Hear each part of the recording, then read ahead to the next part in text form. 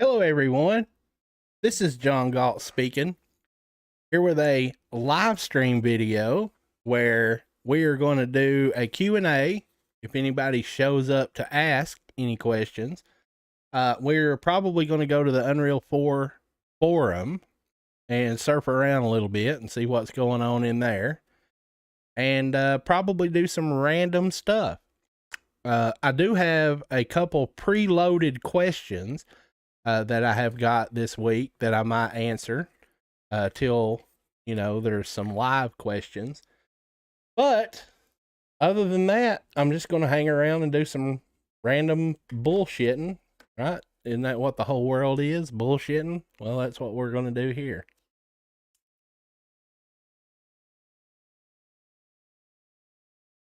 That is what we're going to do here.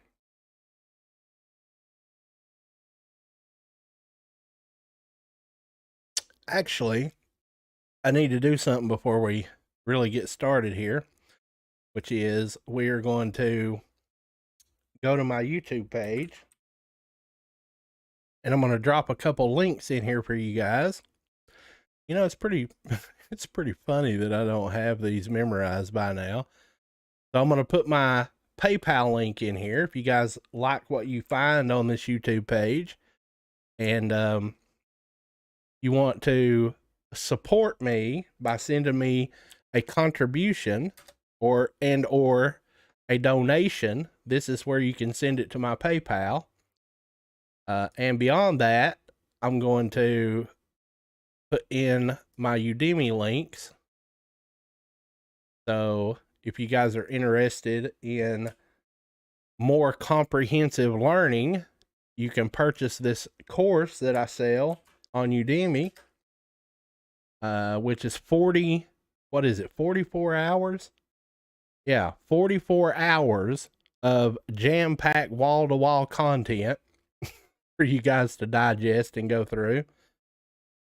And then beyond that, I also sell 4 assets on the Ue4 Marketplace that I happen to be very proud of, that I built quite some time ago, for those of you who are interested in that kind of stuff. Okay?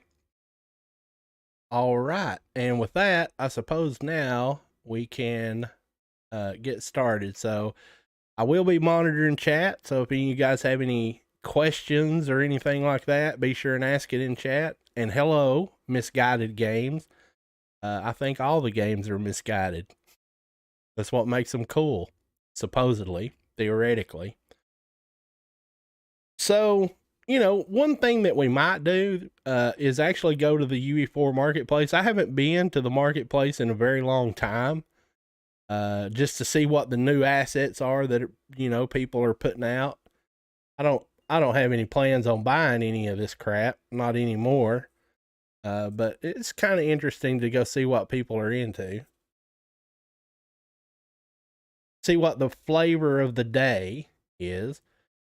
So we will do that. I haven't been keeping up with any epic news or any of that kind of stuff. Used to, when I would do these streams, I would kind of keep you guys informed of relevant things that I thought you guys might be interested in. So we're going to go to new releases here, and let's just see what we got. Oh, imagine that. We're on the verge of World War III, and somebody's got Chinese characters. Yay! Oh, isn't that awesome? Not really. Moron. Whatever. People, if you guys don't know this, people, particularly people who sell stuff, that's why I said we'll go see what the flavor of the day is. Whenever the plague upon the land started, we had, people in there making, I don't know, light of, I guess you would say, the situation, and they were trying to exploit it to their financial gain. And so now here we have, yet again, somebody else doing exactly the same thing. The world's in turmoil right now, and there are extreme tensions around the world. So let's see if we can get rich off of it. Never mind that the whole world's going to end if the nuclear war breaks out. Let's see if I can make $50 off of these Chinese characters, right? Good grief, guys.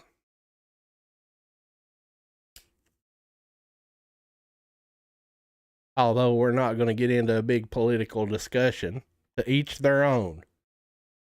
Okay, so we got a traffic control system. That's kind of neat, making a red light. I don't know if it actually has AI driven cars or not. I don't get too deep into these. I just kind of browse through to see what I can see. Got some holograms here. We've got a reptile. You know, I say we're not going to get into political stuff, but you know what? It may be impossible, right? You guys know that reptilian race runs the planet, right? You guys know that. Reptilians disguised as humans. All right, we got a multiplayer FPS procedural animation toolkit. That seems weird, I guess. We got some more animations here. Couples anim. Oh no. Is this X-rated animations, like people screwing and fondling and stuff? Is that what this is? I hope not. Come on, Epic Games, you're killing me. You're killing me, Smalls. Let's see here. We might have to go through a few pages of this because it's been a while since I've been here. So of course we got to have chicks with their boobs hanging out, obviously, right? Otherwise nobody will buy it. And we got some ghouls here. We got some sci-fi materials. Those are always cool.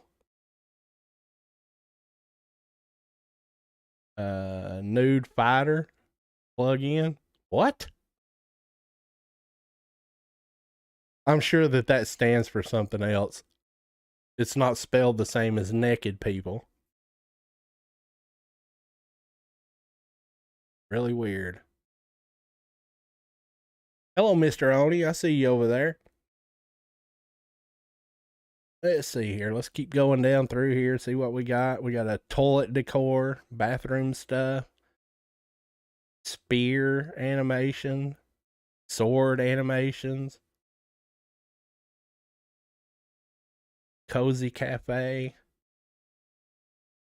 a goblin. We got some muzzle flashes. Those are always handy. Can't never have enough muzzle flashes.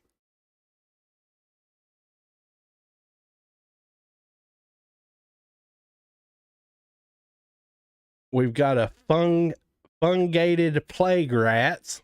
That's always nice.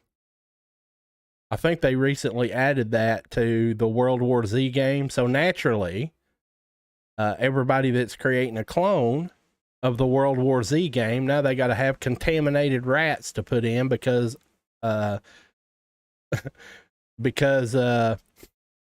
added it to World War Z, right? And you got to exploit people. You got to be the flavor of the month to make money, son. You got to make that money.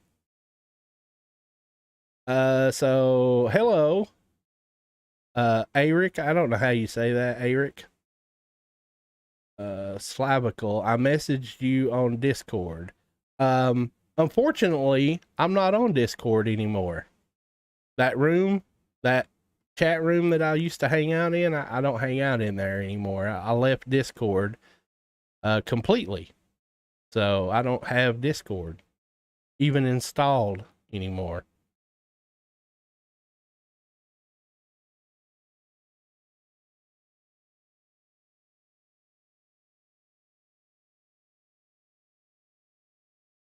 Let's see here. We got some more sci-fi materials, which basically look like the other ones did, doesn't it? I don't know. Kind of looks the same to me. Oh, look, we got a cute little puppy.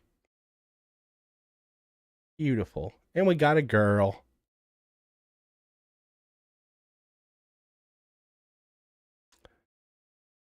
We got Sarah. Right, that's pretty specific.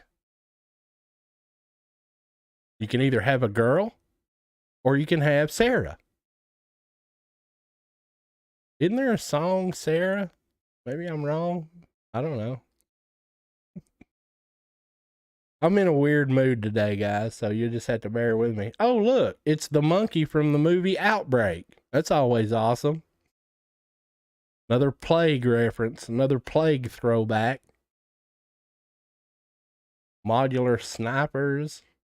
We got a high elf. What's she high on? Is it mushrooms? Is it pixie dust? Is it marijuana? Is it Quaaludes? Is it, I don't even know what the current drugs are. What, meth? Is it meth? Is it a high elf on meth?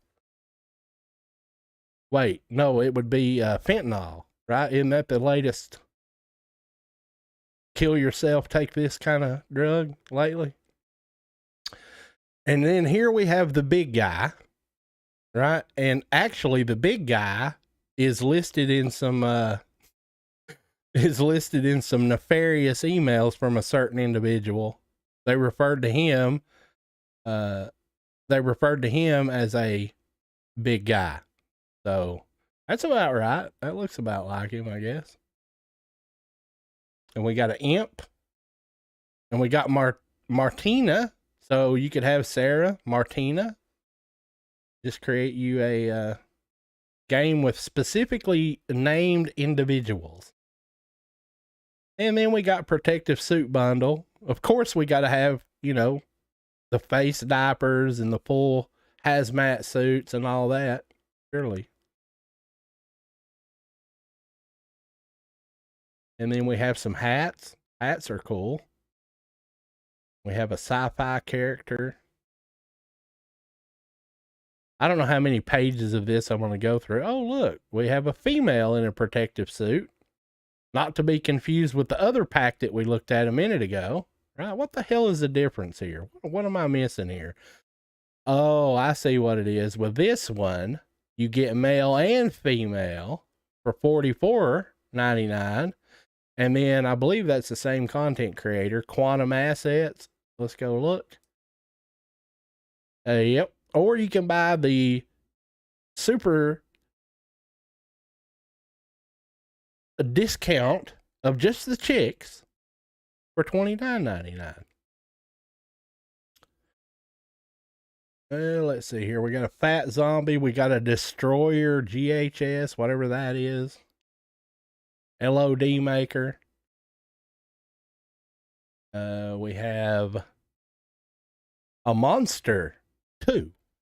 Not just 1, 2. We have a necro monster, not to be confused with monster 2. And we have some sci-fi creatures. We have character portraits. Wow, an astronomical amount of character portraits. And then we have a monsters mega bundle. What in the hell is that? A Rapax. And then here we have the pig guy.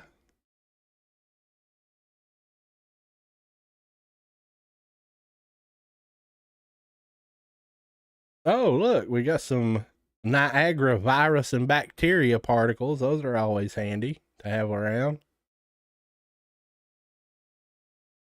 Got a bandit. Well, I guess I'm stuck at page 7, so I guess that's where we'll stop this part of the stream at. Just looking around, kind of looking to see what the new stuff is. No particular reason. Trailer pack. World of Shadows. Whatever that is.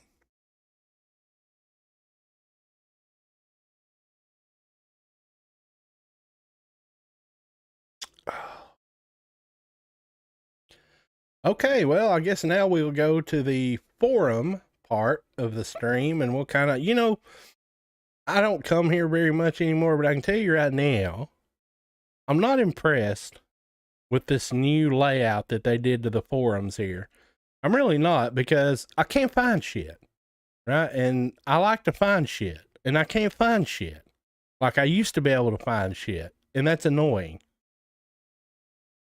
So we'll jump into the multiplayer and networking here, because that's generally what I do. Can you make the default map a listen server? The map has nothing to do with whether or not it's a listen server. It don't. How do you use player state, game mode, and game instance correctly to replicate a variable? That's a loaded question. Completely loaded, actually. RPC strange behavior, client to server.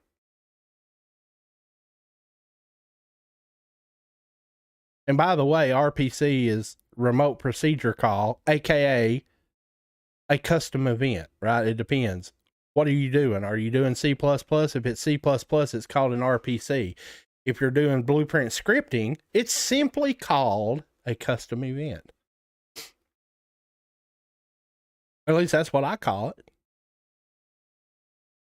Find sessions cannot find sessions in a packaged build.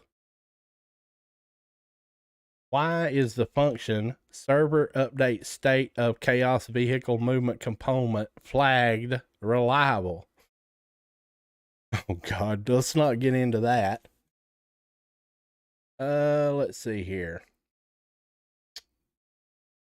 Best approach to share images, how to fix motion shake during replication on the client side. I've covered that. Like, I think I covered that in my Udemy course about what that's all about and why that happens. Basically, it's a fight, right? That's why it happens. If you have a jitter problem in your movement of your player, it's a fight, and the server's going to win every time, unless you have the replication of that movement set up correctly.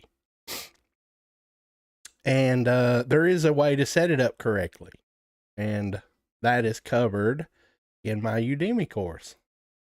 I think we put sprint on that character, and I think I talk about why that happens. Dedicated server using Unreal Engine as a library. Which game modes method run and on which order in multiplayer? I think we talked about that topic actually yesterday, something similar to that. Probably not that specific question, but we talked about the order in which blueprints spawn into the world. And that actually matters. So watch yesterday's live stream, where I think it's called Multiplayer Madness from a Self-Taught Redneck, I think is the title of yesterday's stream. Need help with replicating my inventory. Replication issues with mag throwing in my game. I bet you. Let's see if I'm any good at this. Okay? We're going to see. I bet you that the mag throwing, he's talking about throwing a magazine out of a weapon. And I about be willing to bet you that the issue that he's having is that where he throws the magazine is not the same on one screen as it is on the other screen. I bet that's the issue. So let's actually go into this one and see if I'm even remotely close. I might be completely out of whack here, but let's just see. I'm very new to the engine and programming in general, and this is actually my first big hurdle I came across. Wow, if that's the first thing that you really got stuck on, you're in for a long ride. Since it's hard to describe, and thus Googling it has been a hellhole with no results so far. The forums, I reckon, are my best chance to find a solution to this problem. So since he used reckon, I already like this guy, right? Because it sounds like he's got a little bit of twang in his thing. I reckon, right? But that's kind of what we talk like where I'm from here. Basically, my game has a mechanic where you could throw mags at your opponents to deal damage. Okay, that's kind of neat, I guess. But as you can see, the mag only changes direction on the horizontal plane when it's run client side. When run on server side as a listen server, it's completely fine. Well, the server always gets to do everything, right? We've already discussed this. You never have problems with the server. It's always the damn client. How come this? How come that? How come the client this? How come the client that? So, I mean, I don't know. Is this a video? Like, can I play this? I don't know. Let me mute this here and let's just see if we can see what he's got going on here.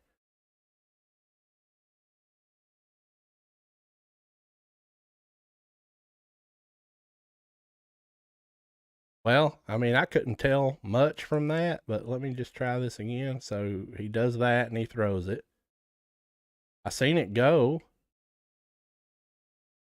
And he did it again and it didn't do what it was supposed to do. So let's see if we can play this one here, see if I can get a better look at what he's trying to describe here. All right, he threw it and it went way up over the wall over there. Threw it and it bounced kind of fine. And it bounced kind of fine. Okay, so let's keep going here. I really don't know how else to describe this problem aside from posting some videos and screens of my blueprint code. So it looks like, I mean, I could probably blow this picture up. It says event executes on all custom event, spawn on server. So, oh, this is already making my brain hurt. Okay. So it looks like that he has a multicast, right? Isn't that what a multicast does? I mean, we'll probably have to go look at that.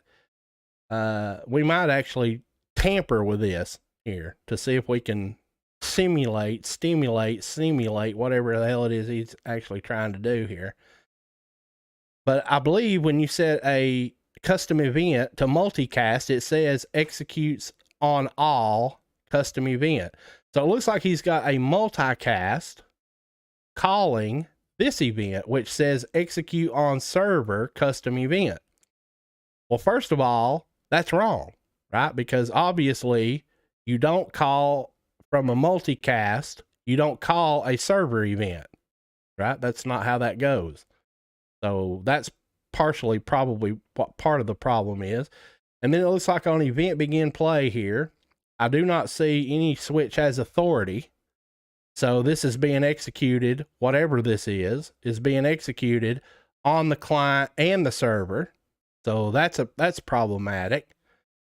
Actor forward vector, add impulse, destroy actor. So I don't know exactly what he's got going on here. Character blueprint code for spawning the magazine and magazine code consecutively. I don't know how to describe this any better than I did here, but I hope someone has encountered this before and can give me suggestions. All help will be appreciated. P.S. Sorry for the ghosting in the first video. Not sure what that is. I don't even know what ghosting is, and I didn't notice anything, obviously.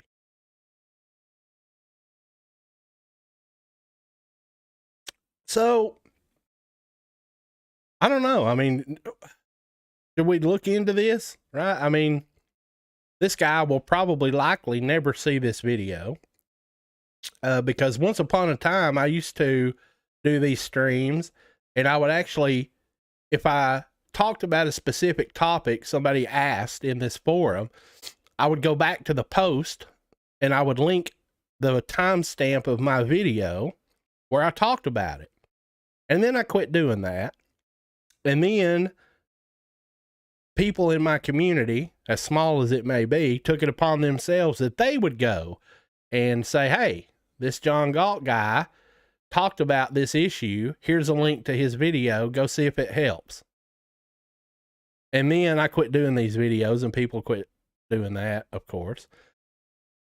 So this would probably never get talked about. And it's always hard for me to look at this kind of stuff and then be like, well, I wouldn't even did it that way. Right? Because how disheartening is it to the person that, you know, put all this work that they put into this. And I will say that, here's what I will say. There's a million ways to do everything. And no way that works as intended can be considered wrong. I never tell anybody that they're doing it wrong, even though I might say it trying to be funny. Well, you're doing it wrong, right? That's just me being funny. There's a million ways to accomplish everything in this engine.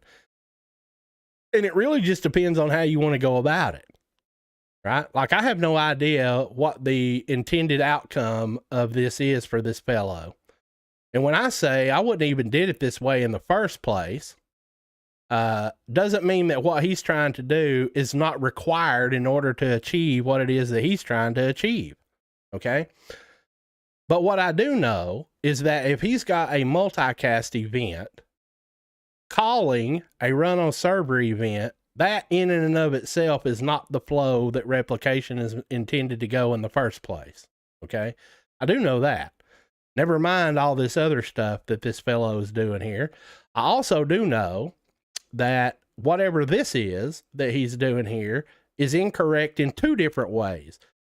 One is that it's missing the switch as authority node, which means this right here gets executed on the server and the client, which is generally speaking incorrect because the server is the one that does 99% of the operations in a multiplayer game. So in other words, this is executing more than it ought to, which then you have the event hit here, which is the same thing. There should be a switch as authority node here, right? And this, whatever this is that he's doing here, should only be executed by the server, right? So I could fix what he has here. I could fix it. Or I could give a suggestion on a different way to do this that has nothing to do with this. Right? So it's hard to be able to give advice to people whenever there's so many different ways that you can do different things and you really don't know exactly what the intended outcome is. Okay?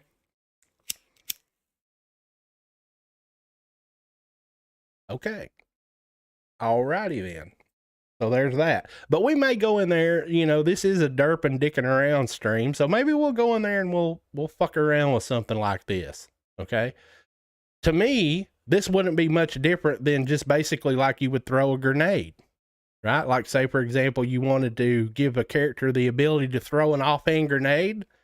Well, this would be, I would approach this mechanic exactly that same way. Right? Because, you know, if we come back up here and read what he's actually trying to do here, is he's wanting to be able to pull the magazine out of the gun and throw the magazine at players and hurt them with it. Right? Right? That's exactly what it says right there. So to me, that would be absolutely no different than you would set up the ability to give a character to throw a grenade, an offhand grenade. The only difference is what the physical, visual representation of the object thrown is. And furthermore, if he's not, you would build a projectile to do this. And you would spawn said projectile at the hand of the character, right? That's exactly what you would do. You just like you would spawn a bullet coming out of a gun. You would play the animation where the character reaches up and grabs the clip. You would have him pull it out of the clip, rear back his arm, throw it, and then at the point where he releases the clip, you turn the one that he pulled out invisible, right? The actor or whatever it is you're using, turn it invisible, spawn a projectile at his hand that looks exactly like the clip of the gun, right? And then from there, then you could say, okay, well, how does the damage happen? You know, a grenade, you would make it bounce around and then explode after a duration, or explode on impact, whatever it is you want to do. Or it would be on event hit, obviously, which is what he's using. So you would deal damage. And you see here, he's got all this whole set collision enabled, set collision disabled, etc., etc. So if you guys haven't figured this out by now, most of the mechanics that you guys see in games are smoke screens. They're illusions. They're trickery. They're not real. So to me, what it looks like this guy's doing here is he's actually made a blueprint actor for the clip in the gun. Okay? He's made an actor for it. And what he's doing is when the character gets up to the hand or to the clip, he's actually taking that blueprint actor and attaching it to the hand of the character. And then when the character throws it, he's enabling the collision, setting physics enabled, whatever it is that he's doing, he's actually throwing the one that he had in his hand. And that's absolutely what I wouldn't do. I would do it the trickery way, which would be you put a fake prop in the character's hand, and then at the end of the hand, when he releases it, you basically destroy the one that is in his hand, the fake prop or whatever, and then you spawn a projectile just like you would out of a gun that looks like a clip. Wow. That turned into a big harper, but maybe we'll look at that. I don't know. And it looks like that this is all that I've looked at since my last visit. So, maybe we will go back up through here and see if there's anything else that we can talk about in this particular topic of multiplayer. How to set server name, Steam Advanced Sessions. I don't use that plugin, so I don't have no idea. There now.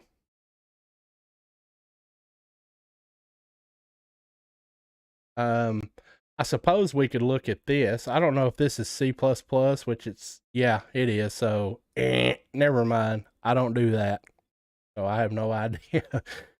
I couldn't come here from Sikkim from that. This looks like a bunch of gobbledygook to me.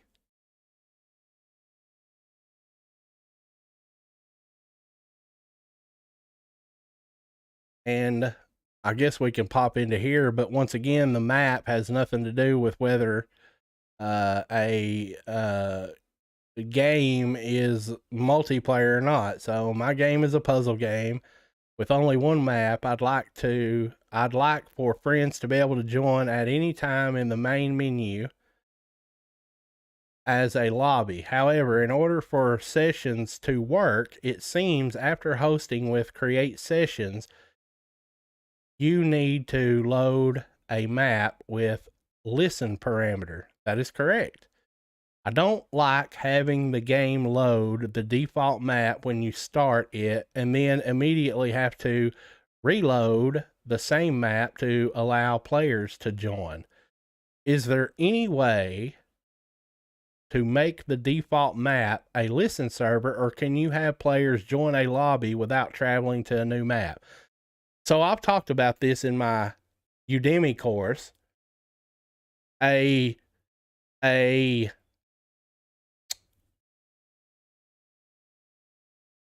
A listen server, you're limited as to what you can do when it comes to map travel and or persistence. Okay. And what do I mean by that? Well, the server does not exist until the player hosts the game, right? And the way the engine's set up, you do have to load a map to create a session. And when you do that, if you do not use the listen parameter when you host the map, it's unsearchable, meaning nobody can find it. Okay. So you cannot have two maps. Well, I say you cannot. It might be possible, but it would be a lot of work. You can't have two maps open at the same time. Okay. Now, there is some trickery that you can do when it comes to that kind of stuff by, I forget what they call it, where you can have multiple maps, instancing, whatever the hell it is that they call it. I don't even know now because I never do it. But you can't, right? So if you start your server without the listen parameter and it opens the map, which it has to, it can be a completely blank map, but it still has to be a map. Right? Like you could literally have a blank map with nothing in it. And you could make it not spawn people. You can make it not spawn pawns, characters. But either way, it has to be a map. Well, if you open it without the listen parameter, nobody's finding it. So you have to open it with a listen parameter. And when you do that, that map will be that map until you switch from that map to the next map. Okay. And when you do that, you have to do that a couple ways. One way is you could set a timer up, and when the timer expires, it reloads the map again. The same map. Like you could literally just reload the same exact map that you start on. Or you can make it go from one map to a different map to a different map to a different map. The alternative to that is the server has the ability to initiate map travel at any time. So in other words, if I host a map and I'm sitting there by myself, nobody's there, I opened it as a listen server and I'm there by myself and I'm playing with myself because nobody's there, I can then initiate to go from map 1 to map 2. And it will still have to be a listen server. Otherwise, nobody can find it. If, however, when I'm on map 1 and 2 people decide they're going to search and find my server and connect to me, when they get into the map, I can initiate map travel and it will take me as the server, the host, and every player that is currently connected to that server to map 2. What you can't do, however, is leave someone behind. So in other words, once the server initiates map travel, whether it's via the player or a timer, it takes the server and everyone. So you can't create a lobby that every player that joins connects to before they go to the map where everybody's playing. Right? Does that make sense? You can't do that. Not with a listen server. Now you can do that with a dedicated server because it's persistent, right? It's constantly there, but you can't do it with a listen server. So what I do, okay, to work around that a little bit is I create a area of my map that when a player joins, they go to, that they cannot get out of unless they go out of there via the menu. Okay. So I guess we can talk a little bit about that. I'm not going to go any further down the forum surfing thing here because that's not quite as interesting. So we will go to the FPS Basic. So the pack that I sell on the Ue4 Marketplace, one of them's called FPS Basic. We will create this project, and we'll talk a little bit about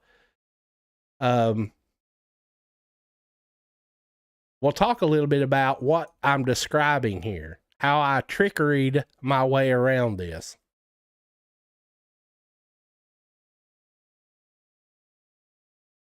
Wow, it looks like my stream's crapping out over here. Internet connection's bad. Solar flares, solar flashes, whatever the hell it is. Wow, it's down to 0 kilobits per second. Jesus Christ, why is my internet so crappy today? Shutting me down, throttling me. So I don't know how well this live stream will even turn out. Yeah, that's bad. How can that be? Let me look at something real quick. This may be a wash here. Is it me or is it Google?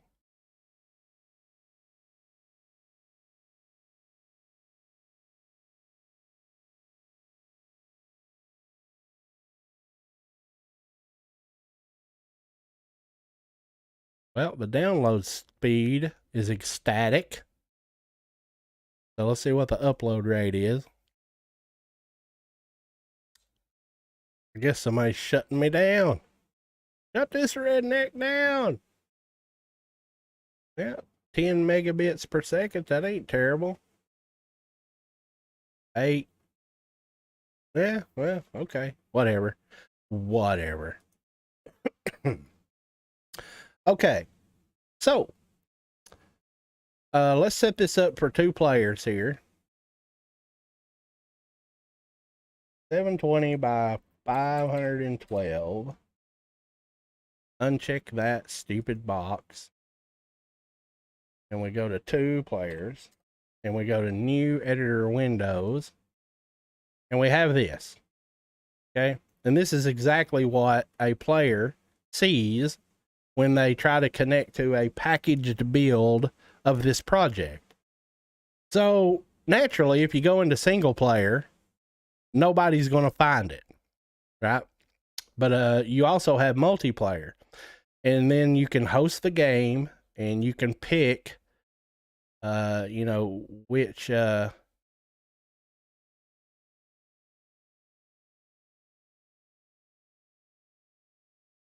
you know, how many players you have, your time limit, and then you host the game.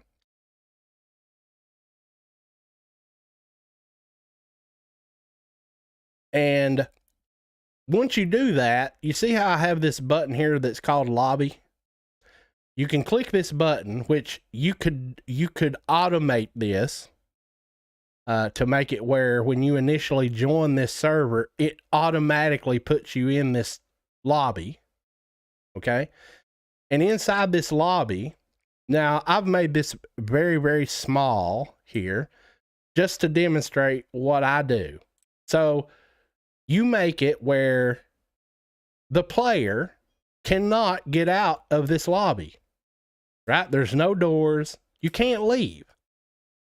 The only way that you can leave this area is by bringing your map up and actually picking a team. And then when you do that, it removes you from the lobby area and puts you on a spawn point for whatever team it was that you chose. And then at any point during the match, you can bring that menu up and you can go right back to that lobby, and it will kill you from the play area and it will put you into the lobby, which once again, you build this in such a way that you cannot get out of this area. This area can be as big as you want it to be, and it can be anywhere you want it to be. It could be under the map. It could be up in the sky. It could be anywhere. And then when a player joins, right, we do this whole find games thing here.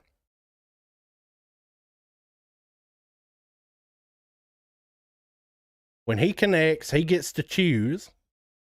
Where is he going? Well, if he goes onto the red team, you can see that that guy is over here in the lobby, and I can't get in to the lobby, and he can't get out.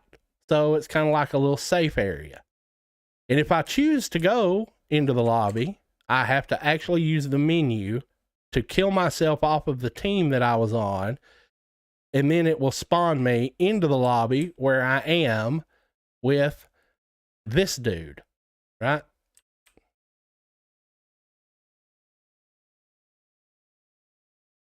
The hell am I running into here? Oh, I bet I know what it is. It's this capsule. This capsule component. I had to make it really big so that the gun wouldn't stick through the wall, right? So that's what it is. Whatever. It's a template, guys. It ain't a completed game. Okay, so that's how I chose to get around that issue that that guy's talking about. So if he ever runs across this video, or if I decide to, go back and actually post a link and the timestamp for this, you guys know this, but I'm going to go ahead and re-mention it here. Maps can be goddamn ginormous, right? I don't know if you guys know that or not. Fucking-normous. And so if you build yourself this little lobby area type dealio I got here, it can be anywhere. You could put it under, you could go down here and put it underneath the map and build a building that you don't even see, right? And you put the players in there. And then if you want to simulate leaving the lobby, you put in a menu system to where you're not actually leaving the map. You're still on the same damn map. It just teleports you, aka kills you and respawns you into the play area of the map. Now that guy said he was making a card game, so I don't know exactly. I've never tried to build a damn card game, so I don't really have no damn idea what his play is, right? But that would be the idea. You build yourself a little area on a map that has two areas. One area is where you put the players that you want to, quote unquote, be in the lobby. And then the other area is where you allow the player to actually play the game, quote unquote, the map that you want. Then you don't have to worry about leaving a lobby map and going to a playing map. It can be all in the same thing. It just depends on how you approach it, right? You could even build a spaceship model, right? And you could put that so much way the fuck up here in the sky, right? And you're looking out the spaceship windows and you see the players down here playing, but you have no way to get there and they can't get to you unless you use the map or use the menu. Okay. See how that works? And that's the way that I chose to get around using a listen server and the limitation that it causes for you to not be able to have a lobby area. Okay. So there is that. Ta-da.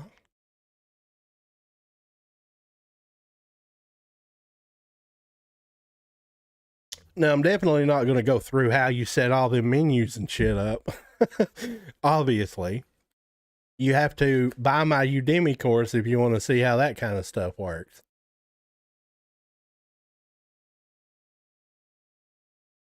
Okay. So, another question, and this is a question since you guys over in chat are not asking questions, right? Clavicle. I message you on Discord. It's pronounced Hell Monkey. Oh, so that is Hell Monkey. Eric is Hell Monkey. I guess Slavical took off. It, oat, me, you back to, yeah, I think that's probably when my damn stream was crapping out. If you could learn to type, I can interpret that, right? Because I type just as bad as that. And so I think what you were saying is it reduced the quality of my stream, and it was due to some internet hiccup that I was having. I thought they were shutting me down, man. It's the solar flares, right? We had some solar flares here the past couple of days. Supposed to mess with electronics. So that's what it was doing. So somebody asked me, emailed me a question about, I actually got 2 questions in email this week that I haven't answered. So I'm going to answer them kind of here. One of them was about setting up leaderboards and setting up the ability to display who killed who and what kind of weapon it was, I guess. Okay. That's not something that I will script live on camera for you guys. I don't guess I will. I mean, I could probably, but I already have that. I already have functionality set up in this project. I do not have kill cams. I do not have leaderboards. I do not have messages that come up that tell you who you killed, who killed you, who you killed, and with what. I don't have any of that stuff, but I do have the damage system set up in here. And I also do have the owners and instigators of those things set up correctly. So in this particular project, it wouldn't be very hard to add that functionality to this project, or really any of my projects, really. So, you know, we had multiplayer madness yesterday, but one thing we didn't talk about very much in that stream was owners and instigators and authority, okay? And so those things have to be set up correctly from the beginning of your project. Otherwise, you get over into the part of your project where you're wanting to add things like that, kill boards, leaderboards, and that kind of stuff. And the logic will not work because it was not monitored and set up correctly from the onset of the project. Okay. So what does that mean exactly, Galt? Why are you talking in riddles? Well, I'm not. I'm not trying to talk into riddles, okay? But I also try to earn money from doing these kind of things with sharing knowledge with people. And as nice of a guy as I am, and as friendly of a guy as I am, I cannot give away all my brains for free, okay? Which is why I sell products and I sell courses where I talk about those things. That's a way for me to get compensation for all the time, effort, and energy I put into being proficient at doing what I do, or had done, or did do, whatever it is. Build things like this, okay?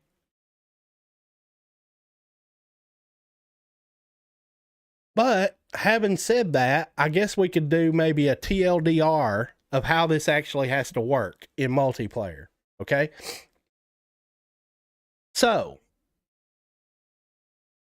if we go into the blueprints folder here in this project, there are a lot of blueprints in here, right? You've got HUDs, you've got player controllers, you've got player states, etc., etc. Okay. And all those are controlled by things like the game mode.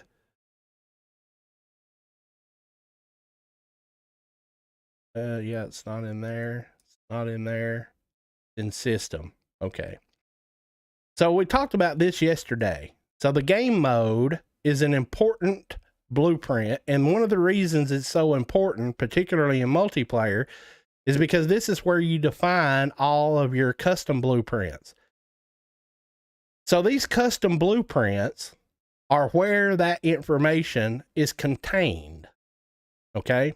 And once again, all this stuff has to be set up correctly from the get-go.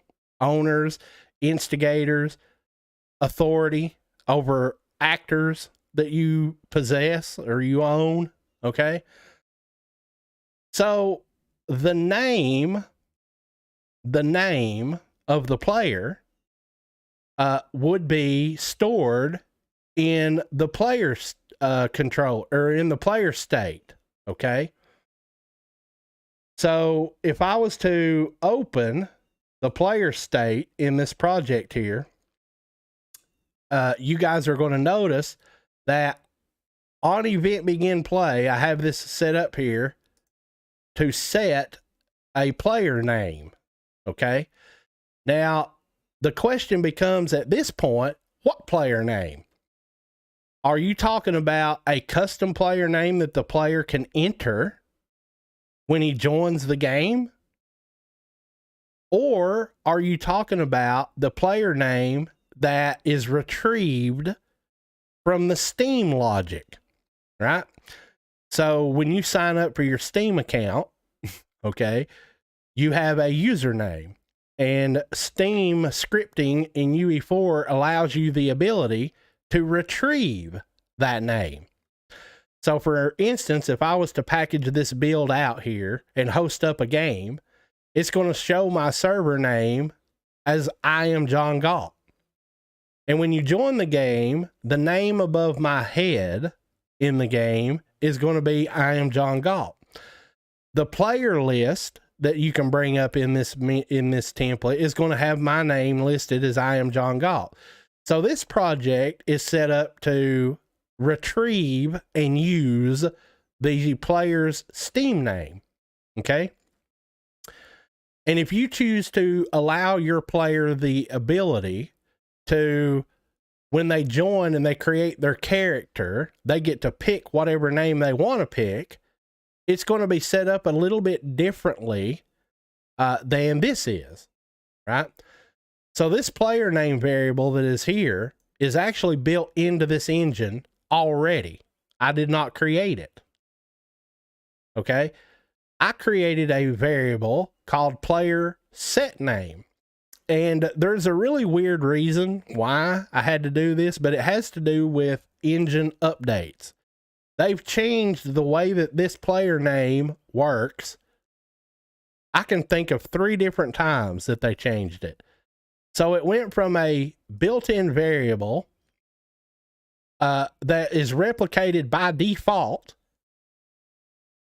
to a built-in variable that was not replicated by default, to the variable disappeared completely and they replaced it with a function. Okay? But the point I'm trying to make here is, if you want to know who killed who with what, the very first thing that you have to do is get the player's name to be able to be retrieved, whether you set it up to use the Steam name or a custom name is irrelevant. It has to be able to be retrieved. Okay? And in this project, that is in the player state blueprint. Okay? Okay. So then the next part of this equation is, where do you kill the player? Okay, so let's pretend in the land of make-believe where John Galt lives that we have a shooter game. And funnily enough, that's exactly what we damn have here. Okay. And the players have weapons and they have teams. And if you're on the same team, you can't hurt each other. However, if you're on the opposite teams, you can murder each other. So I'm going to kill this guy. Now, where did that take place at? In the scripting, not in the map. Where does that functionality, that scripting, where does that take place? Okay. Well, it takes place in the character's blueprint, right? So if I was to open up the character's blueprint, you're going to find wow, it opened right up to it. Imagine that. That must have been one of the last things that I tweaked with. you're going to find in here an event any damage node, which is built right into the engine.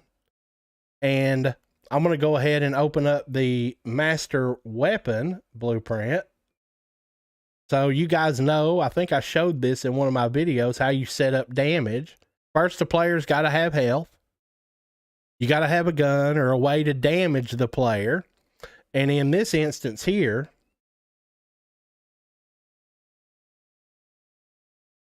oh, wow, I'm in a function. Never mind. Ooh, wow. Okay. So in here, right up here is where we apply damage in this function that I created called shoot info. Right here. This is where the hit scan applies the damage. Now, if you're using a projectile weapon, the projectile is what actually applies the damage. That's kind of unimportant, but just know that where you kill the player is where you get that information. And once again, the owner and the instigator, all that has to be set up correctly from the get-go. Okay? Okay. So if we go back into the character's blueprint, you can see right here that in this event any damage, you have a damage type that comes through here. You have a damage amount that comes through here, and you have a instigated by, and you have a damage causer. Okay. Now, why is this important? Well, since this is where you kill the player, right? And over here is where that happens. It is, let's see here.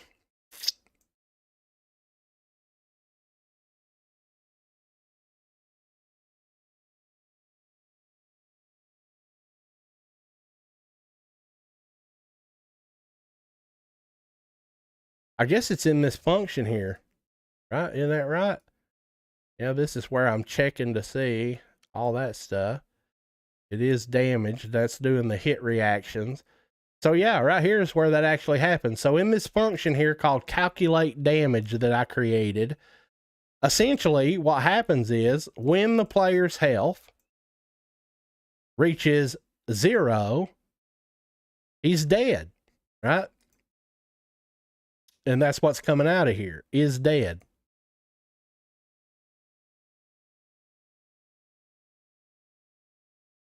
Right? See? When the player's health reaches 0, he is dead. So at this point right here, I fire off a series of things that I use to kill the player, which is, you make him do ragdoll, right? I mean, I could show you guys this. It goes through this series of events here to kill the player. Enable ragdoll, disable collision, all that BS. So right here would be an excellent place to find out who killed who with what. And the reason for that is because it comes in here anyway. So if you hover over here where it says instigated by, you see that it is a reference to a player controller. So in other words, the player controller of the player who killed you. And then you also have this here that's called damage causer, and it is a actor reference. Okay. So if we go back in here and look in the weapon master, you can see that this apply damage node here has where a function connected to it where you can get the instigator controller. And for the damage causer, you can see that I put a reference to self. Self is this gun. Instigator controller is who dealt the damage. Okay? Which player controller dealt the damage? Okay? So, back to the player state. Now, I told you guys where the name of the player should be stored, housed, and set is in the player state. Okay? Well, when you do things like that, it doesn't just get created in the player state and stay in the player state. You can trickle that information out into other blueprints. But where it originates is the player state. And from the player state, you can transfer that player name from the player state to the player controller.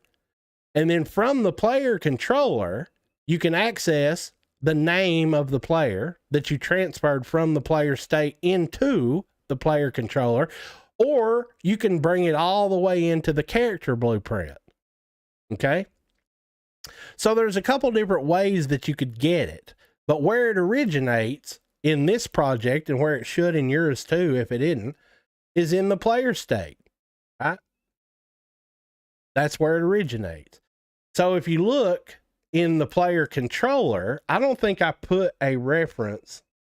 I don't think I put a reference to that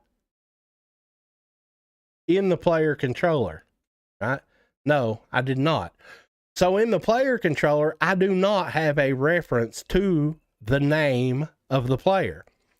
Well, if you look back in the character blueprint here, you can see that it's, if you want to use this node here, which you should, by the way, to display the name of the player that got killed or killed, either way, it doesn't matter. You can get them both.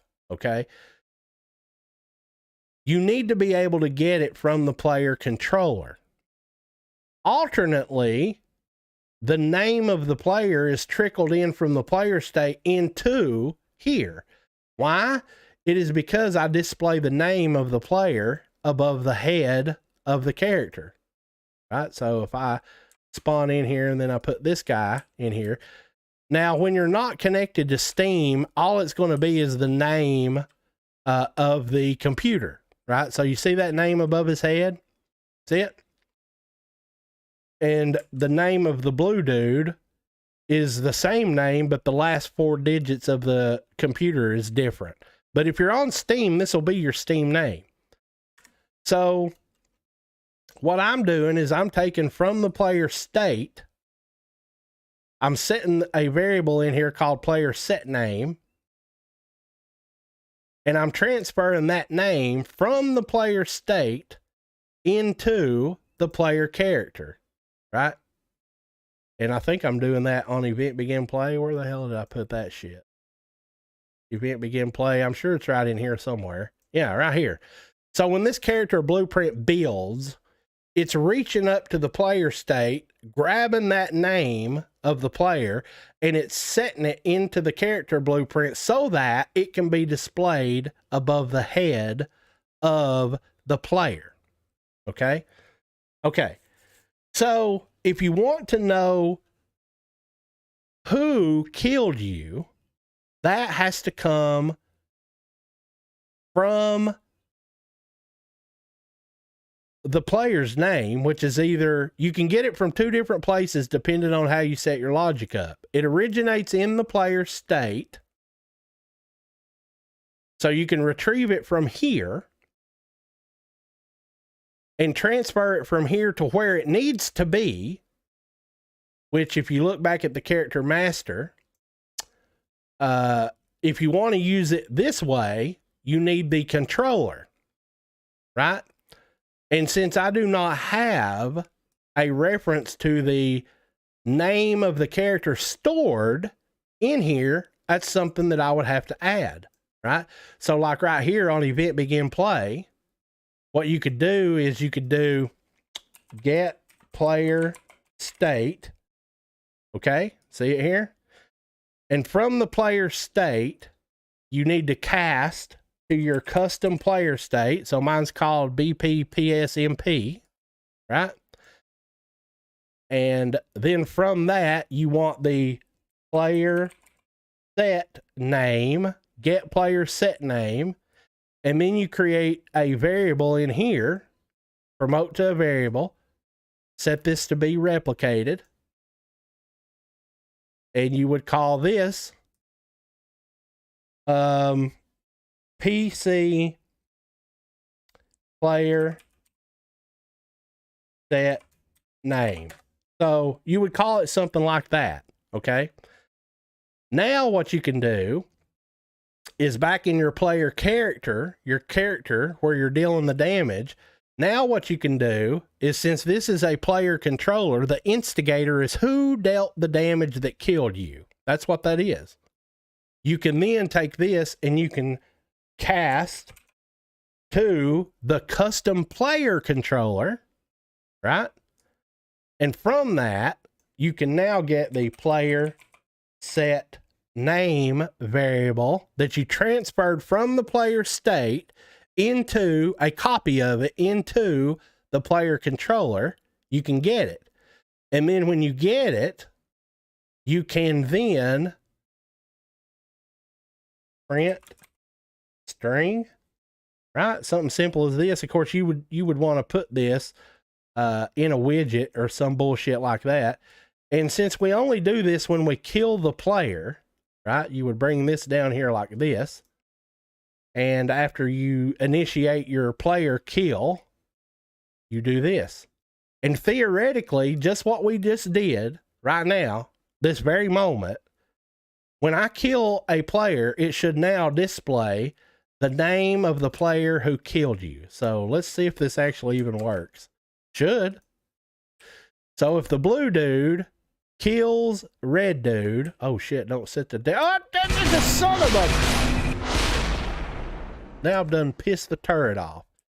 Okay? That ain't what I meant to do. So if I kill this blue dude, watch what the print string says. Well, it did not do what I said it would do. Why? Well, let's find out. Yep, it didn't do it. Okay, so why is that? Let's see here. Of course it won't work. We're doing it live.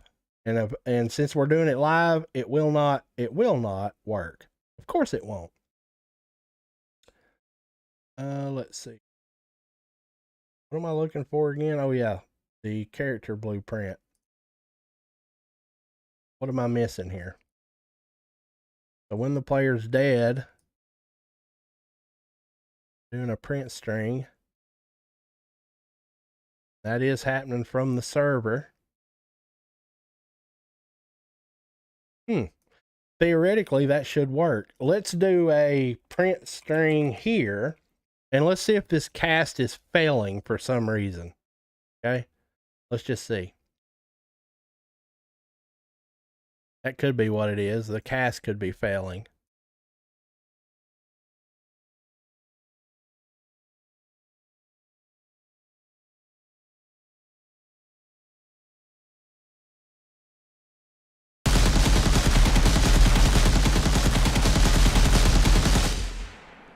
No, it ain't failing, but it definitely ain't putting his name out either. So, why is that? Let me compile that and save it. Let's see here. Where did I do that? That was in the player controller. All right, so we're getting the... Oh, I bet I know what it is. Let me put a sequence here. And we're going to do this. I'm going to do a hack here. Hold on just a second. And so instead of doing that there, let's do that there. I bet you it has to be set on the server and the client, right? Probably. Maybe. I don't know. It's been a long time, guys. I'm rusty. I may have this all wrong. But it should print string out the damn name.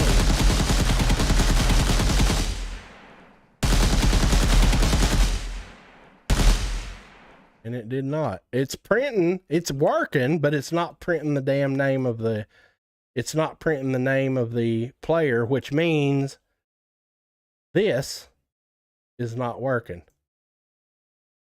Could it need a delay? Is that possible?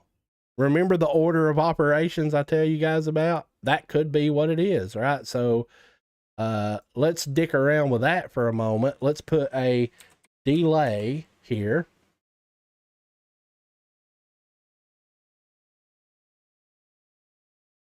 and let's wait for 1 second before we try to set this name variable inside here. Okay, so let's see if this is the magic, guys. See, and this is why, guys, just so you know, this is why people don't do multiplayer. It's a trifling, finicky son of a bitch. Okay, so let's see if that actually got it done. Oh, look at that. Fucking beautiful. See that name it printed? Now let me shoot him. Now watch the name.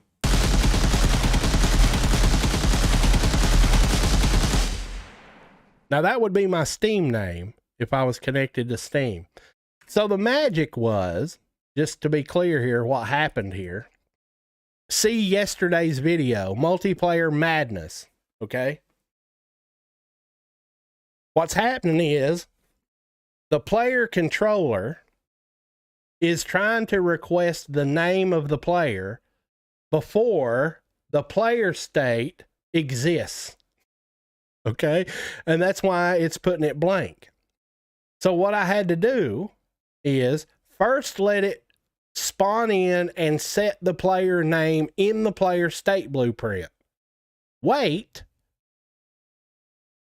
for 1 second in the player controller before it goes and tries to retrieve the name of the player that got set in the player state.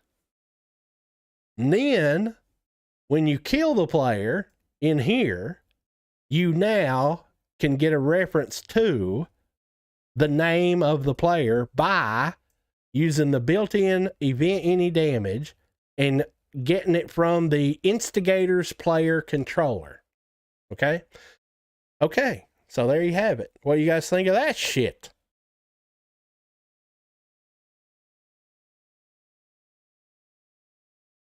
Now, of course, you would want to do something besides a print string, right? You would create a widget, pop it up on the screen, populate the widget's name text with the name of the player. Obviously, that's how you would want to do that. And you know, this is doing this every time I shoot the damn player, right? So this would, you would want to do once here so that you're not repeatedly displaying the damn name over and over and over. Okay. And that right there would be exactly how it would work. Now, this is the person that killed them. Okay. If you want to know who got killed, okay, that's different. That's not the same name. Okay. So check this out. The instigator is who dealt the damage. Okay. The person that died is not the instigator. The person that died is the name of the player in here. Okay. And I already have a name variable set up in this project somewhere. Or, you know, maybe I don't. Maybe I'm talking shit here. Why? I know good and damn well. Oh, it's called local player name in here. Imagine that. Well, the reason it's called local player name is because it's not the same as the one that comes from the instigator. I guess that's why I did that. So you get the local player name, and this is the person that died, which is not the same as this, right? So if we were to do a print string, I mean, we could get fancy here and try to build a string and make it say player killer and player dead, but we're just jerry-rigging stuff, and these are freebies since nobody takes it upon themselves to send me any contributions for wasting all this damn time in these videos explaining this shit. Okay, so now it should pop up two names. It should pop up who killed who, okay, which shouldn't be the same. So let's see. If I kill this dude,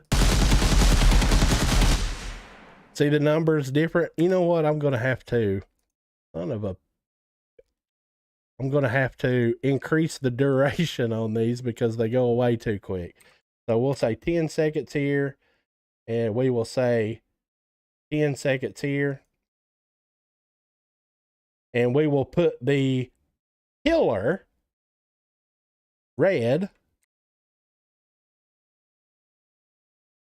And we will put the guy who got killed as, what, blue? Yeah, let's just do that. Okay. And now you guys know how you retrieve the data, the information that you need to do a kill board, at least partially. Right now, there's another part to this, which would be what weapon did it. Okay. So now if I kill him, the killer, the person that killed him, will be displayed in red, and the person that died, which you can look at that name. Like, can you see that? I can't hardly fucking see that. The last 4 digits are all that are different, will be in green or blue. See there? So BEA1C killed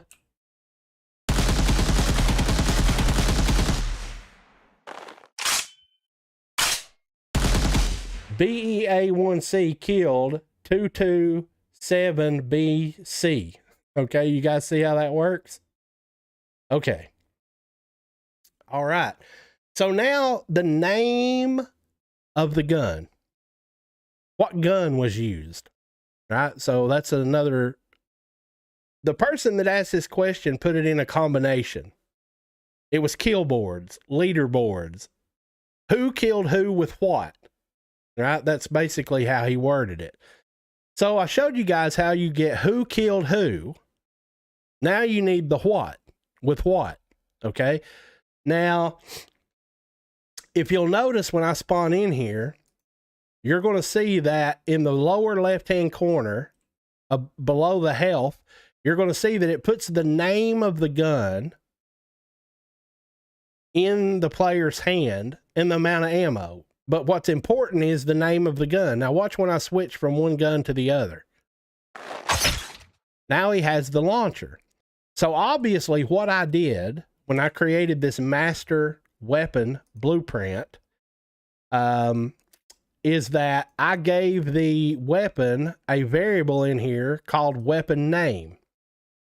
And I believe, yeah, you set that in the child blueprints, right? So the way I set my projects up is there are master blueprints, and then from the master blueprint, you create child blueprints, and you can make the same weapon blueprint be an automatic rifle or a launcher in this project. But the way I set them up in most projects is you have one master weapon blueprint that you have these parameters that you can tinker with, and you can make it be an automatic assault rifle, hit scan, or projectile based.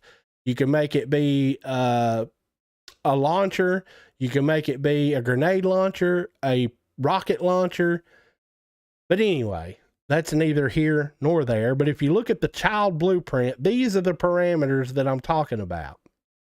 You get to dictate what the weapon's name is, what the socket is, what the muzzle name is, all these parameters, how much spread it has, how much damage it deals, etc., etc., etc. Okay. So as you can see here, I could name that whatever I want, right? So if I wanted to call this boom stick, right? I could literally type that in here, and now when I spawn into the world, it ain't going to be called an assault rifle anymore. It's going to be a boom stick. And of course, it cut the end of the text off because the widget ain't big enough, but you guys get the point. Okay. So now that I have said that, if we go back into the character blueprint, which is exactly where we did the getting the player name from the event any damage here, from the player controller, you also have what's called a damage causer. Now, this is a actor reference. So this can be any actor that deals damage. So if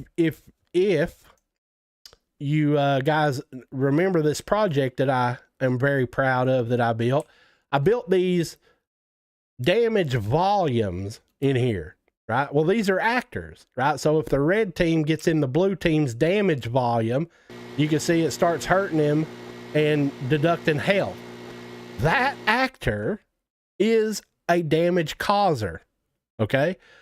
This weapon is a damage causer, okay? So in this project, I have two types of damage causers. One is a master weapon and one is a damage volume. Well, since we want to know who killed who with what, we have to determine, well, do we want to also know if he died by getting him the damage volume, or do we only give a shit about whether another player killed him or not? Okay, you guys follow me? Are you with me? Are you here? Come on, I know it's Friday. Listen. I know you don't smoke weed, but it's Friday. You ain't got no job and you ain't got shit to do. So I'm going to get you high today. Are you guys paying attention over here? Or am I just talking to myself? Making games is hard, bruh. There's a lot that goes into it. Far more than people try to show in their little 5-minute tutorial videos.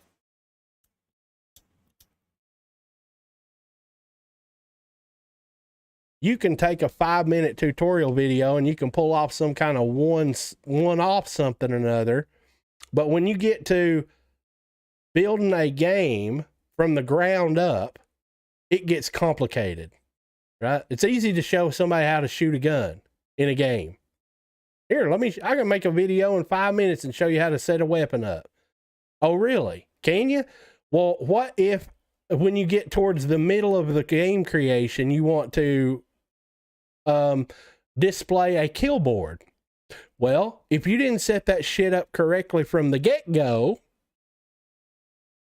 you're going to have to redo about half of your game in order to get that to work correctly, right?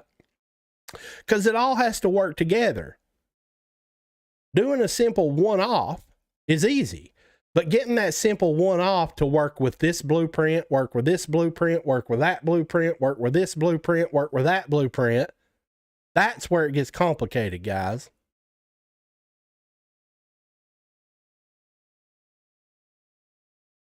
Okay. So in this instance, in this demonstration here, we only give a shit if another player killed another player. We're not going to worry about the damage volumes. And since I set this weapon up to already have a way to name the weapon, you can call it whatever it is: sniper rifle, assault rifle, grenade launcher, rocket launcher, shotgun, pistol, whatever, right? All that matters is that you have a way to name the weapon. And once you have that, if you have your logic set up correctly from the get-go with the owner, the instigators, and the authority set up correctly, then these will work. If they're not set up correctly, this is just pissing in the wind. You just as well go piss on an electric fence, because it's going to be shocking how broke it is and why it don't work. Okay. And we'll talk a little bit about that before I leave this topic. Okay. So the damage causer is from the weapon master blueprint. Okay. So if I was to cast to the weapon master blueprint, and from the weapon master blueprint, I get the name, I get the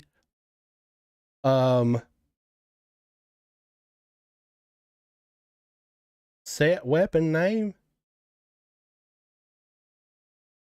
Is that what I called that? No, it's just weapon name, right? So we need weapon, get weapon name, right there it is. Now you're going to notice that this variable isn't replicated, right? Otherwise it would have balls, and it don't have balls. So that weapon name, since I didn't do a kill board in this project, I didn't replicate the weapon name. It may have to be replicated, okay? So this will tell you the name of the weapon that killed the player, okay? So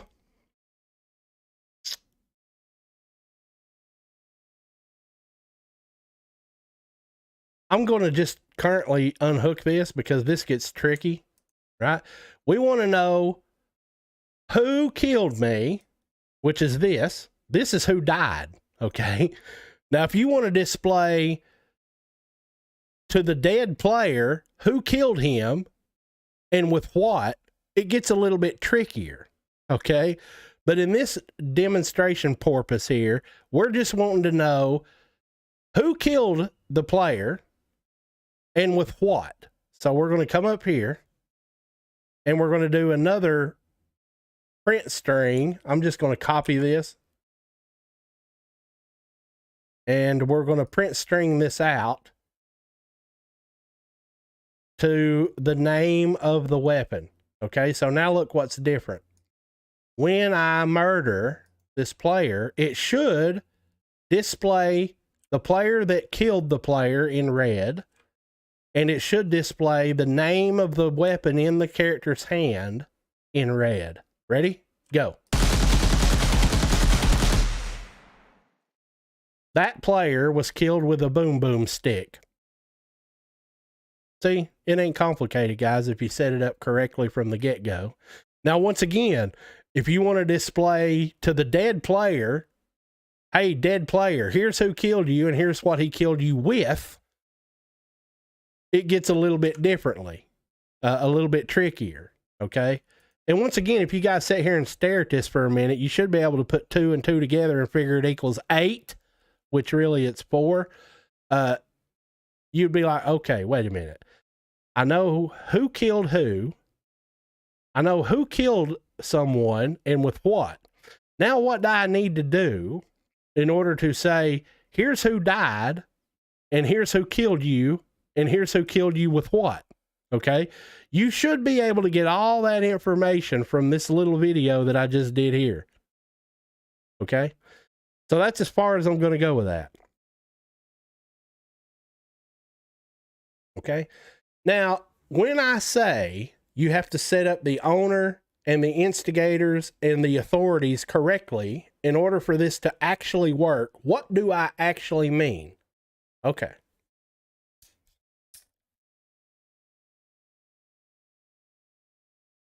Here's what I actually mean. So, depending on how you give the weapon to your character, there's a million different ways to do that, even. In this instance, what I'm doing here is on event begin play. You can see that I have a function here called give default weapon. And if you look inside this here, you're going to find the typical, see the video I did a couple days ago where I showed how to add weapon mechanics to the simple capture the flag template. I generally do them all roughly the same. On event begin play, we are spawning a weapon and we are putting that in a variable and we're attaching it to the character, etc., etc. There's a little bit more to it than that. Obviously, you can see here for multiplayer, first person, shit gets fucking insanely complicated, okay? But essentially, you spawn actor from class and you attach it to the character. The moment that you spawn that weapon into the game is where the owner, instigator, authority chain of events has to be done correctly. And then it has to trickle through all your logic correctly. Okay?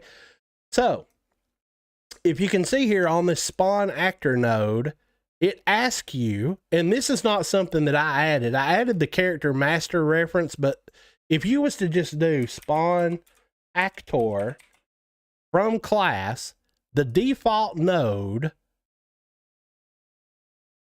has the owner. Well, when you plug in your weapon or your actor, it automatically asks you for the owner and the instigator. Okay. This is exactly where the information that in the kill event damage node, that's exactly where this information originates. Okay. All the way back when you very first spawned the goddamn thing. Okay.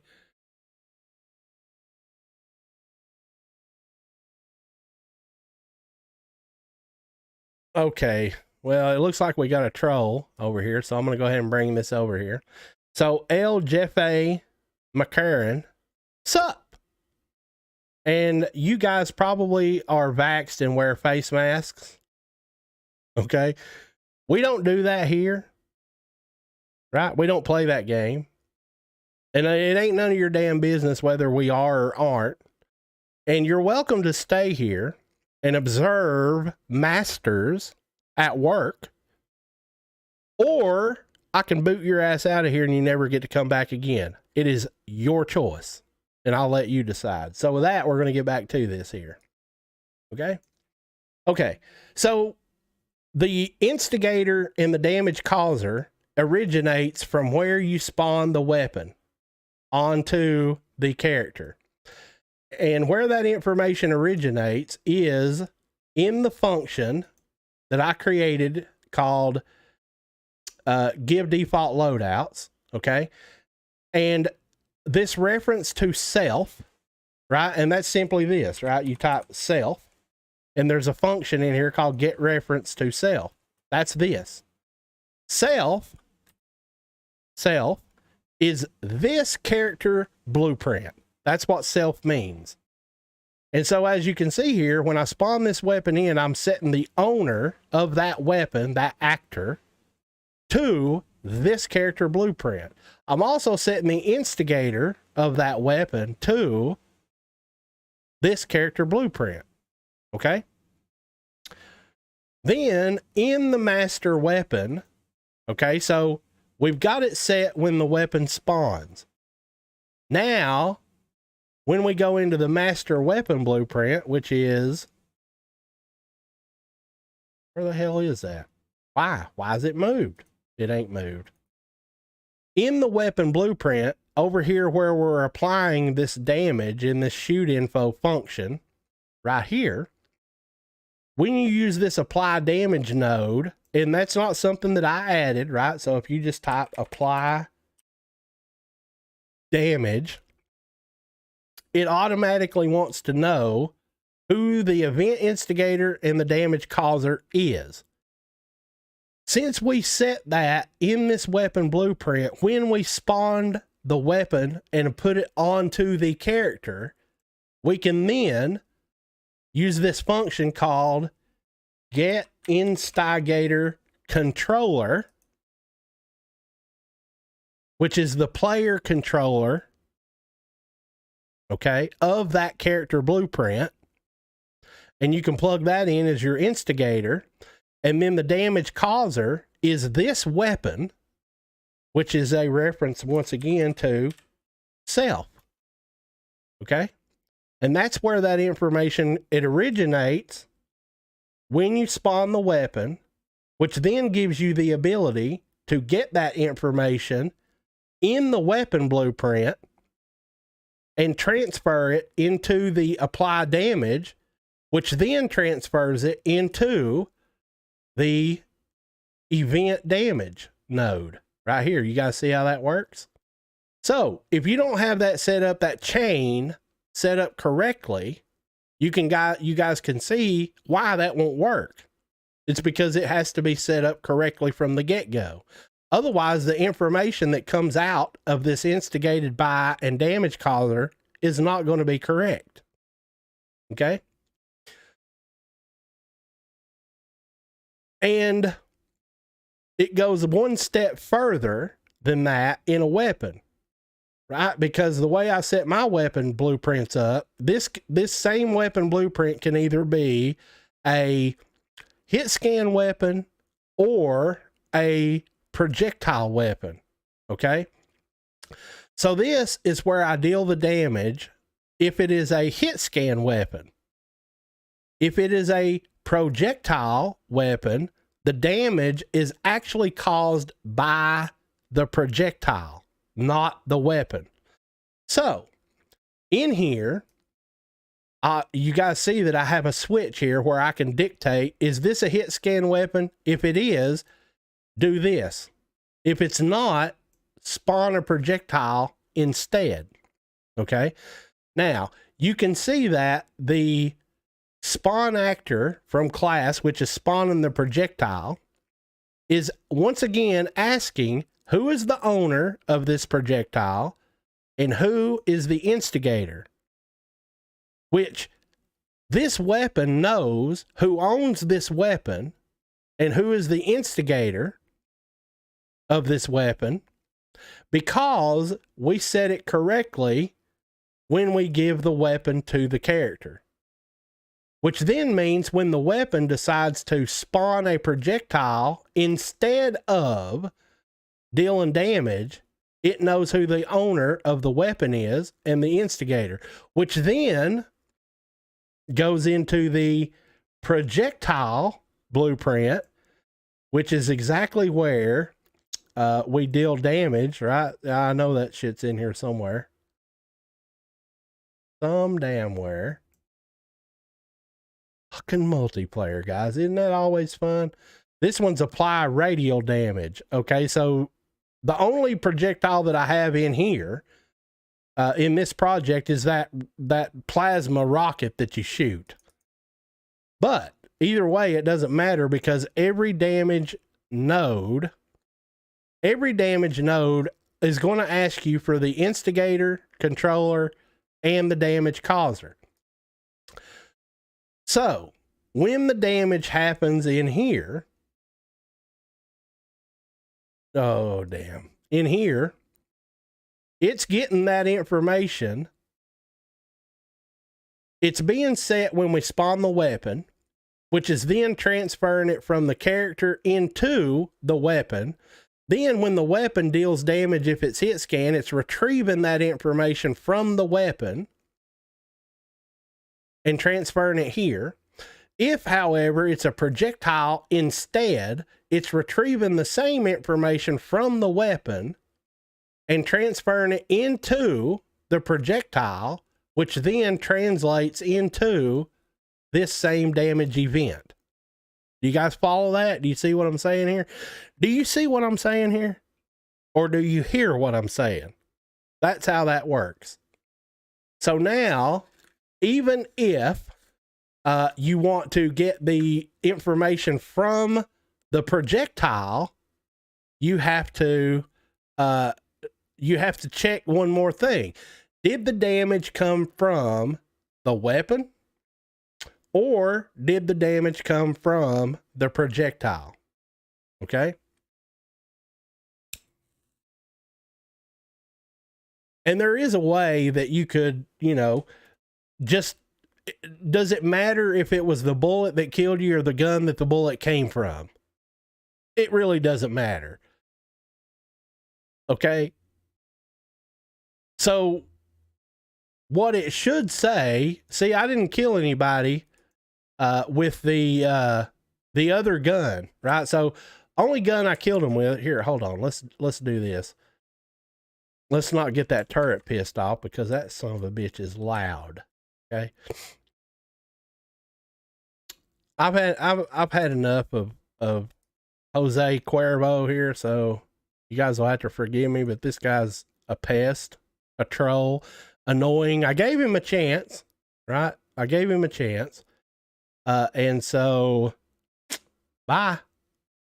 You should be nicer to people and quit being a douche and quit trying to be sexually explicit in a channel that has nothing to do with that garbage. So take care, buddy. Have a good day. Bye.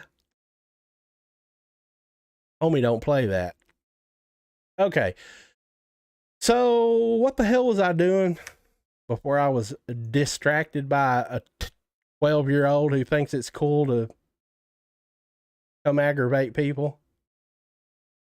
People ain't had no damn raising anymore. You guys know that? They ain't. They were raised on reality TV shows and porno on their phones, trading crotch pictures in junior high school.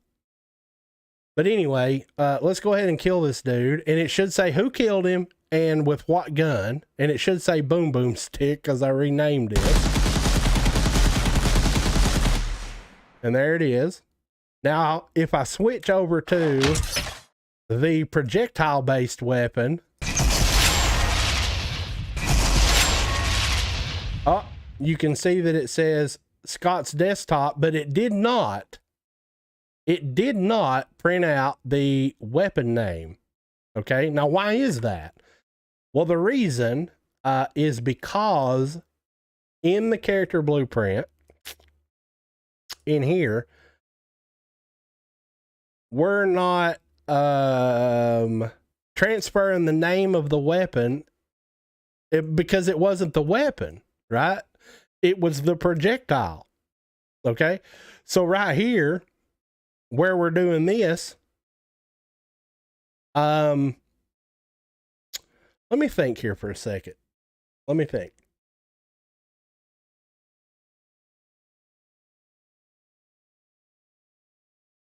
Well, that's because it's not the damage causer. Okay, so where this information comes from is the damage causer. Well, the weapon is not what caused the damage. It was the projectile that caused the damage. So you could, instead of getting a reference to self here, you would need to pass through the weapon instead, right? So we could unhook this. I mean, I guess I could show you guys how this would potentially work here.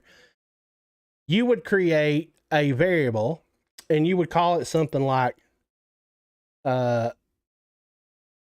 BP weapon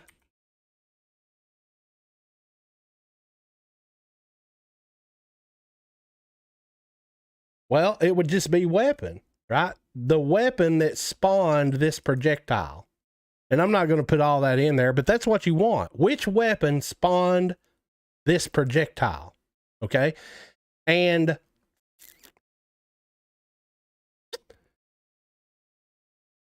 this would need to be a reference to the master weapon.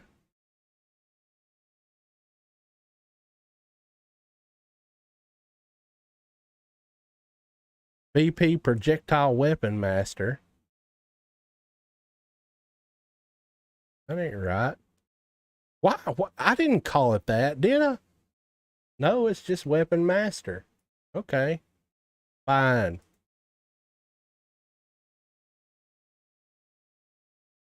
There it is. BP weapon master. Okay. And you will need to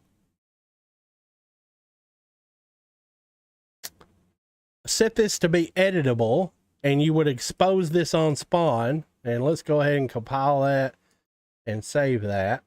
And it should show up here, right? And we'll probably have to do a little bit of dicking around here in order to get that to show up, which it did. Right here, you can see that it did. And so from that point, we would need to get a reference to self here. And that would be passed through here. So it would be a reference to this weapon. And that may or may not need to be replicated, right? We'll find out. And so now the instigator will be, let me go back into the projectile. I can't believe I'm sitting here doing this on live stream. I shouldn't be doing this, but I guess we are.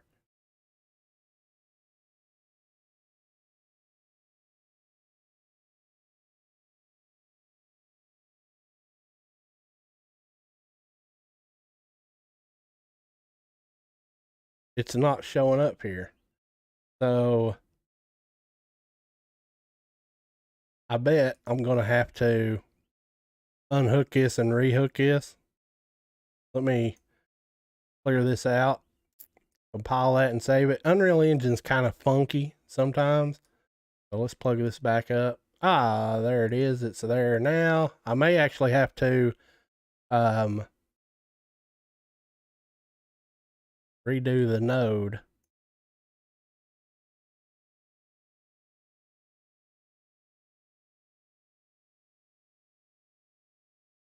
Well, no, that's correct. It's just that we need to use this. Jesus Christ, is it going to be that kind of day today, actually? So that would be the damage causer. And so in the character master, let's see, we're casting to the weapon.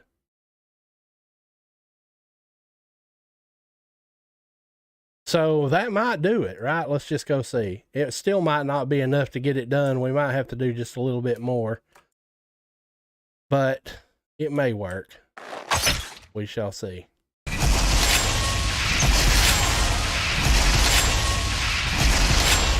There it is. So now you can see the person that killed him and with what gun, which is the launcher. And then if I switch back over to this gun,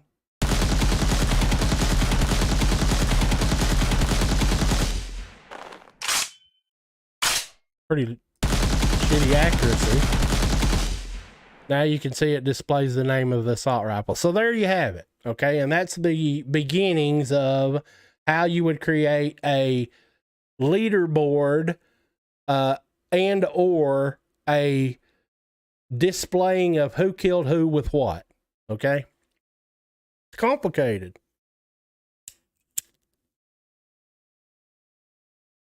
Can be done though, particularly if you start with one of my fantastical templates. I've already done a lot of the hard leg work, so to speak. Let me get me a drink here.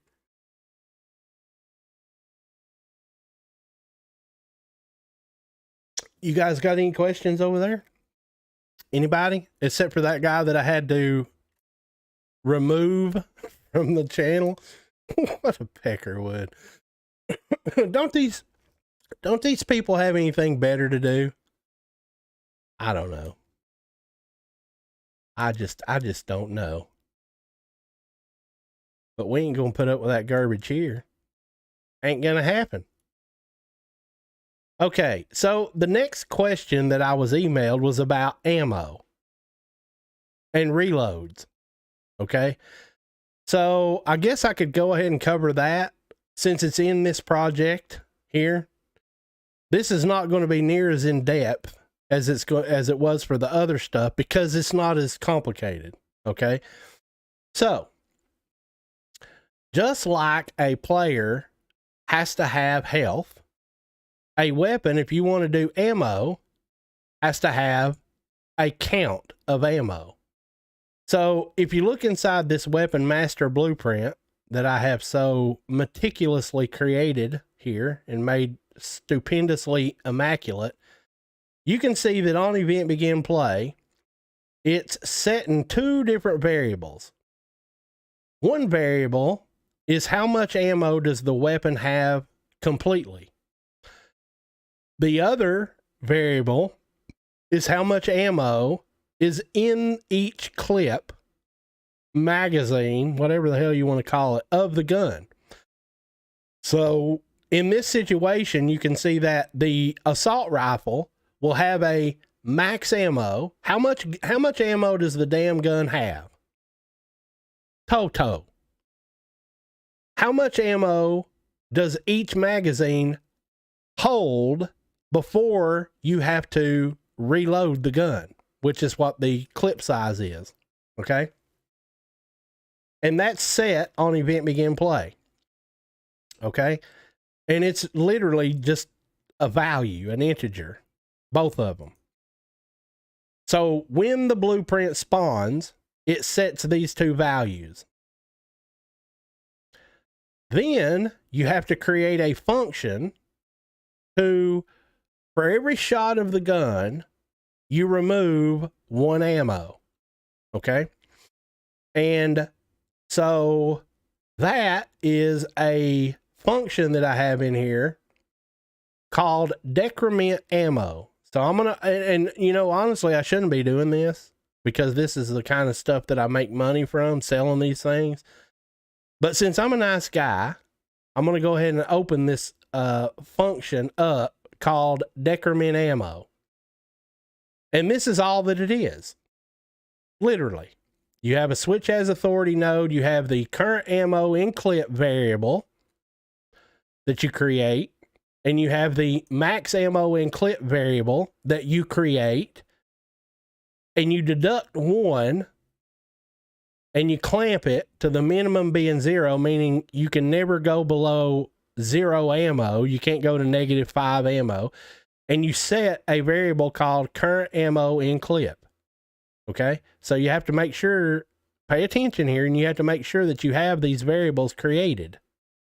Okay, and that's what the little Deckerman Ammo function looks like. Okay, and where you would put that function would be somewhere in your scripting where you're doing a server event, right? Because the server should be the one who removes the ammo. And I have put that right here.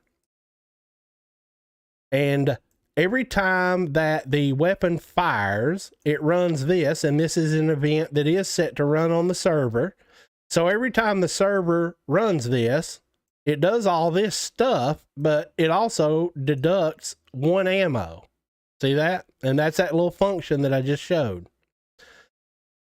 Then, after you decrement the ammo, you then have to reload the ammo after you reach whatever value you set the clip size to, which requires another function called reload add ammo.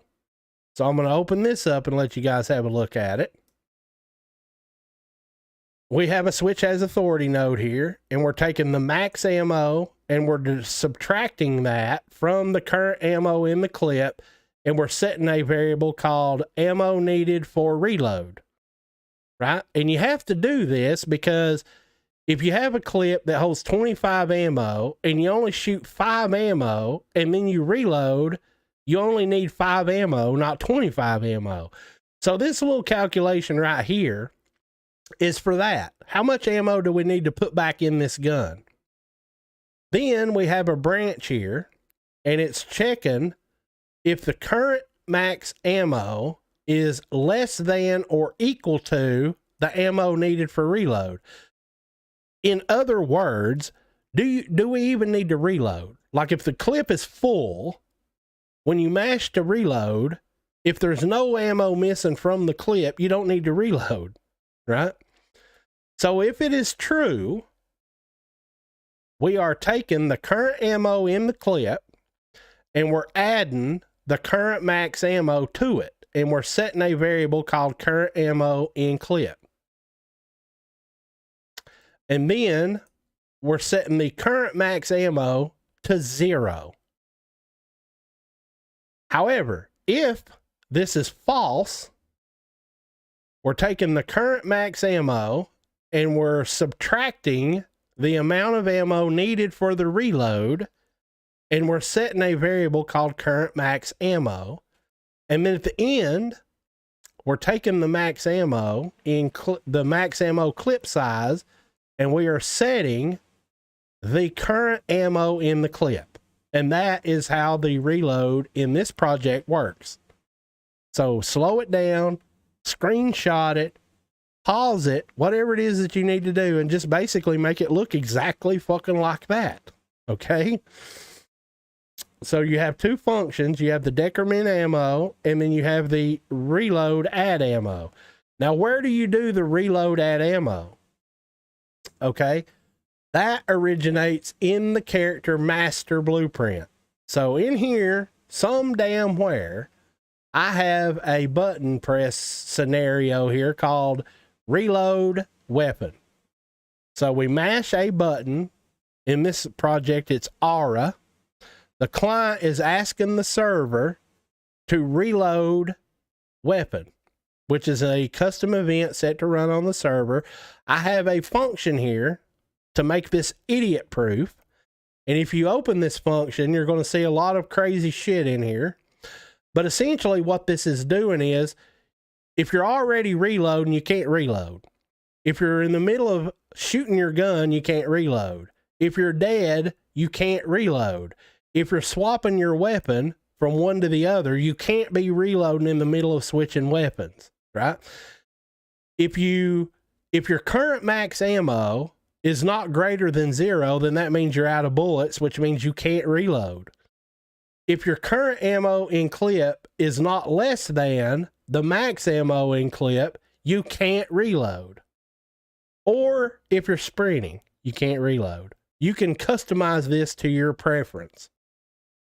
What do you want it to do when you mash the reload button? Do you just want it to fucking reload? Even if you don't need any reload, right? What do you want to do? That's your call. Okay. Then we're setting a is reloading weapon variable to true. And the sole purpose of this is to trigger the animation for the reload to play in the animation blueprint. That's the sole purpose of that. Then on the current weapon, we're calling server reload weapon. Then we're waiting for however long it takes that reload animation to finish playing. And then we're setting that is reloading variable back to false again. You're no longer reloading, you're done at this point. So then if you go into the weapon blueprint, which is where this function, right, this custom event goes, it brings you to here, which is a custom event in the weapon blueprint that's set to run on the server, and it's playing a delay, and then it's doing the reload add ammo function that I showed a minute ago. And this is, playing the sound effect of the weapon reload sound. And at the end of all that, this is what you get. Okay, you guys ready for this? Here we go. If you're sprinting, you can't shoot the gun, which I didn't do that, but you also can't reload. Okay. If your gun is currently full and you mash to reload, it won't reload. If you shoot a few and hit the reload, it reloads. Okay? If you're sprinting and try to reload, no. Right? You have to stop sprinting, then you can reload. And if you run the damn thing completely out of ammo, which will take 100 years,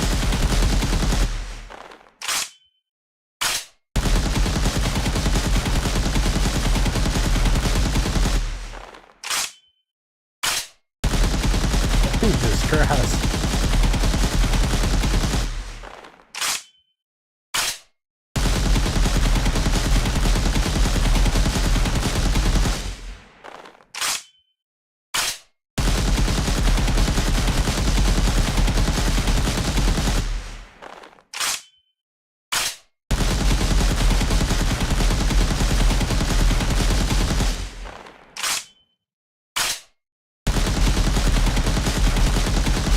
See, and it only puts how much ammo you need.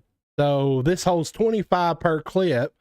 So when I press reload, it's only going to give 15 ammo, which it will then deduct from the max ammo, which currently is 39. See?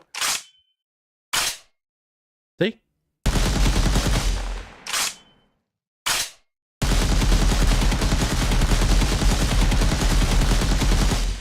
And if you don't have enough to completely fill the clip back up, so it holds 25, but we only have 18, it'll only give you 18. And then, since we have no more max ammo, it's 0. When I try to hit reload, it won't do anything. Right? And then when I run it completely out, we're done. And then that brings you into the topic of how do you get more ammo? Well, in this project, we have ammo pickups. And now if I reload, we got 25, and I have to keep waiting for that to respawn to get my complete ammo, max ammo filled back up again. And that's dictated by the pickup, which you can determine how much ammo it gives you with every pickup. See, it'll give me 25 because I think that's what I have it set to. And then I have to wait for it to come back, and then it'll give me 50, and it'll keep giving me ammo until I reach the max ammo. But that has nothing to do with the reload. That's a pickup that I created for this project. And one other thing that I didn't mention, let me grab one more, is that when you run out of ammo in your clip, the gun automatically stops shooting. See what? Well, that is in the Weapon Master Blueprint. I added something in here, which is right here. So basically, there's a series of booleans here. One of them is checking if the current ammo is not equal to 0. It lets it shoot. However, if it is equal to 0,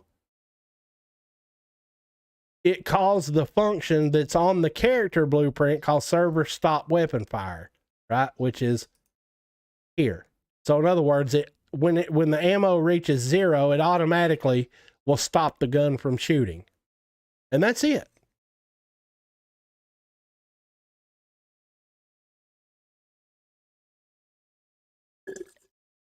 Ask me how long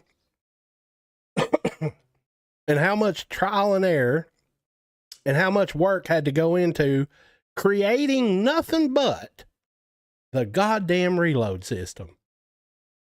For multiplayer, right? Single player, it's not near as big of a deal, but multiplayer, getting all that stuff to work, oh my God, what a nightmare. But it does work, so there you have it. And that is the only 2 questions that I got emailed to me, and it looks like there hasn't been any questions in chat. Probably ain't many people here, but you know. Maybe I'll start doing these streams again on Fridays. Questions and answers and hanging out and just shooting the breeze. I don't know. We'll see. Maybe. So with that, I think I'm going to go ahead and end the stream here. So I appreciate any of you guys that tuned in live or any of you guys who watch this after the fact. If you do like the content that you see on this YouTube page, please support me and show your appreciation by using the links that I put in the beginning of chat or clicking on the links underneath the videos in the descriptions, or clicking the links on the banner to send me PayPal, buy me a cup of coffee or whatever, or buy some of my products that I have for sale on Udemy or on the Unreal Engine 4 Marketplace. So with that, you guys take care. Everybody have a good weekend. This is John Galt, and we will see you in another video in another time. Have a good one, fellows.